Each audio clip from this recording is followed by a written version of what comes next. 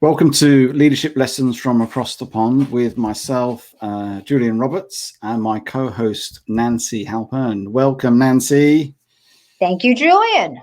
Nice to see you again. Yeah, good to see you too as well. And I think today we've got a topic which could take us many hours, and I think because there's a lot to talk about today. And so obviously the premise of our conversations is always trying to provide solutions from two different perspectives on these challenges that we face. And I'd encourage anybody who's watching right now is to tell us where you're listening from. If you've got any comments, please do share, and questions. We'll try and get to the questions, although we only got 15 minutes, so it's quite short and snappy, but we can always follow up in the conversation. So do join in. That'd be really great. So today, we are talking women in the workplace. Are they performing better than men?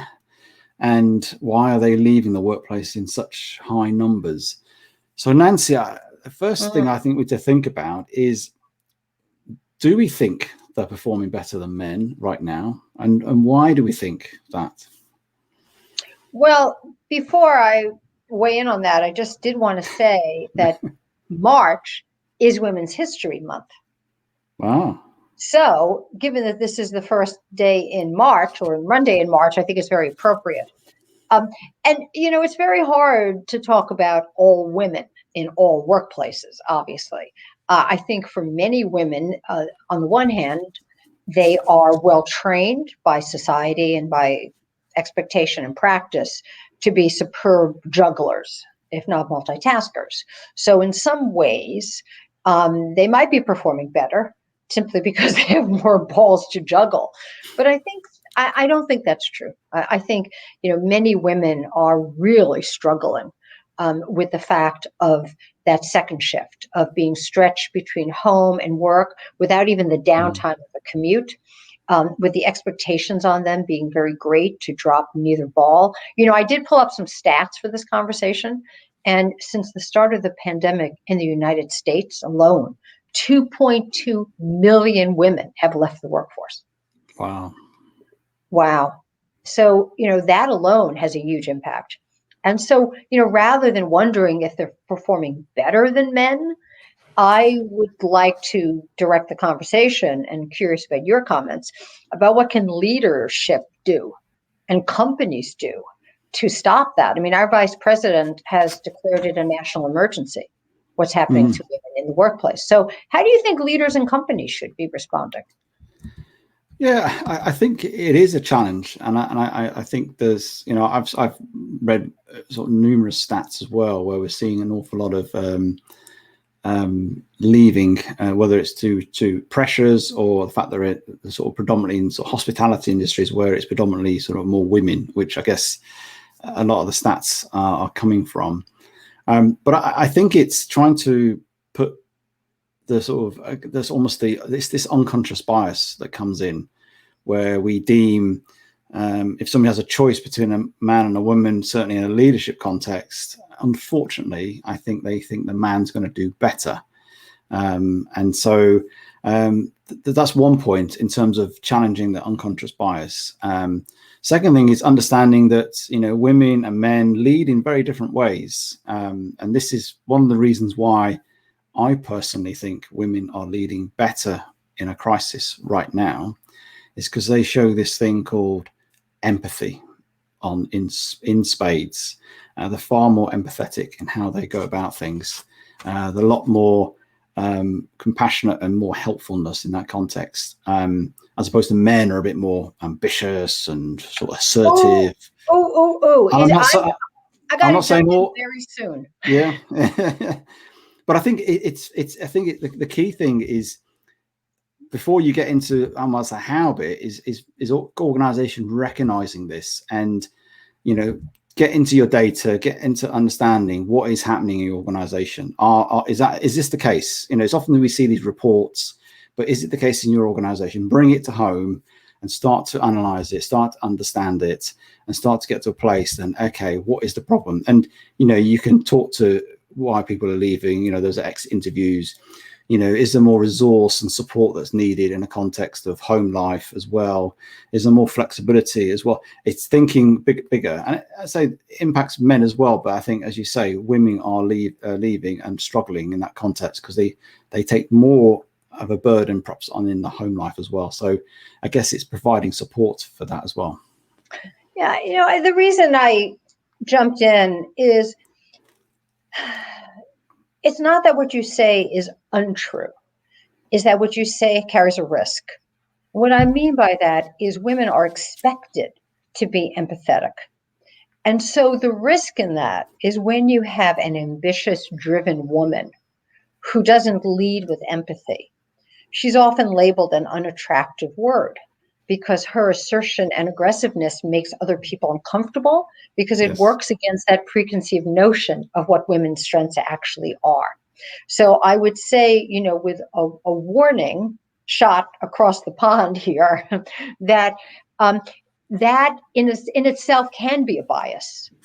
And one of the biases that I have found really interesting that I think is very relevant right now is this visibility bias.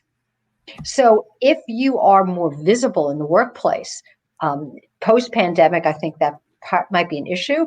I myself have seen it pre-pandemic. If it's the woman who's going to take the kids to the doctor or a soccer game or an aging parent because she's the caretaker, or she has more flexible working hours, or she works from home one day a week or works remotely, even pre-pandemic, that lack of visibility in the office created a bias of her not being all in.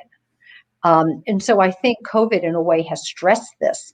I know there's been press about how women are performing better than men in the crisis, such as the Prime Minister of New Zealand, Angela Merkel, other female leadership. But, remember that we're almost having, and I don't mean two different conversations in our points of view. I mean, many, many low-wage jobs are held by women, like you pointed out, the hospitality industry. So they have really suffered in the number of women losing their jobs.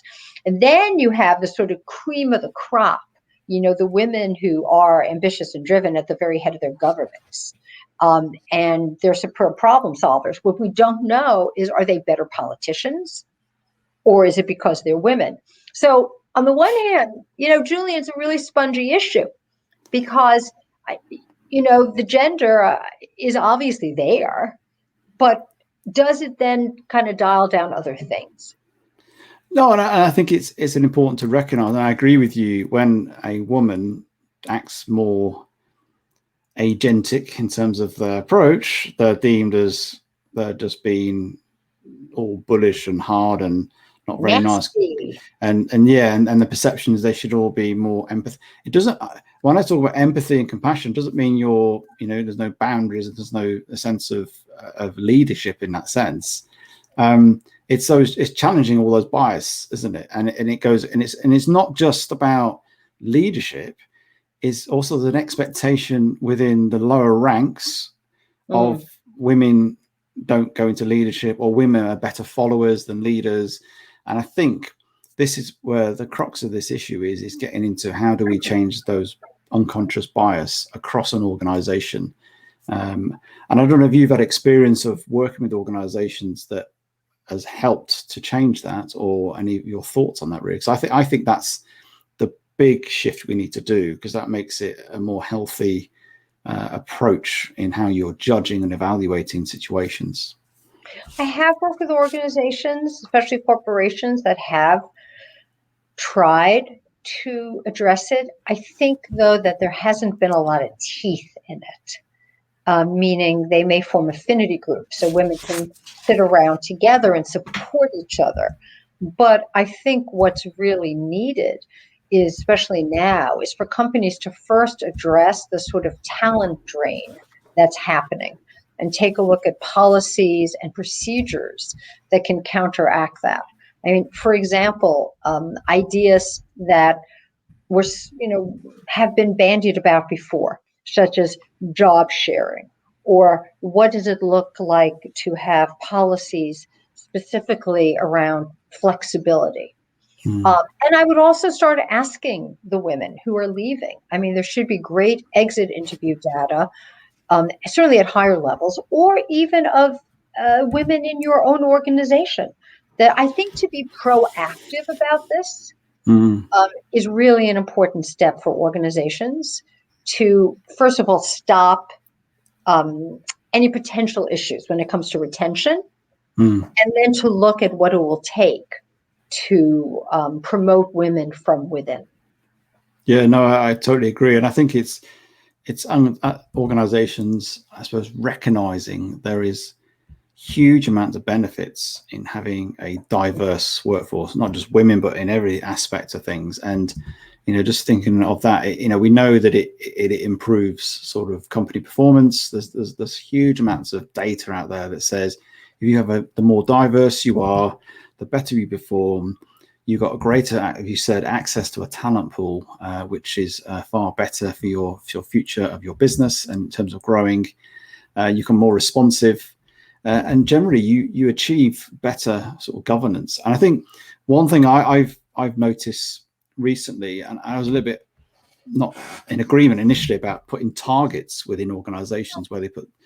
Now, it appears that could be a little bit of tokenism, a bit about ticking boxes. But do you know what? Putting a target in place in an organization on a board creates a statement and creates something you've got to measure, and therefore something has to be actioned upon it. And I think that's a good place to start.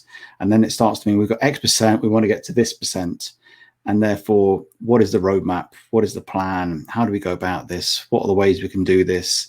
And obviously, there's multiple ways of doing it, but I think that's the first starting place, really, for organizations to really understand where they're at right now. I agree with you. I think also something I would love to see, I don't know how quite you could pull it off, but you may be familiar with Malcolm Gladwell's book, Blink, where symphony orchestras try to address this problem in the fact that the first violin chairs and the string section was predominantly male, and they were really having a problem making it a little bit more equitable. So what they did was they started doing blind playings where they wouldn't see the gender of the person at all.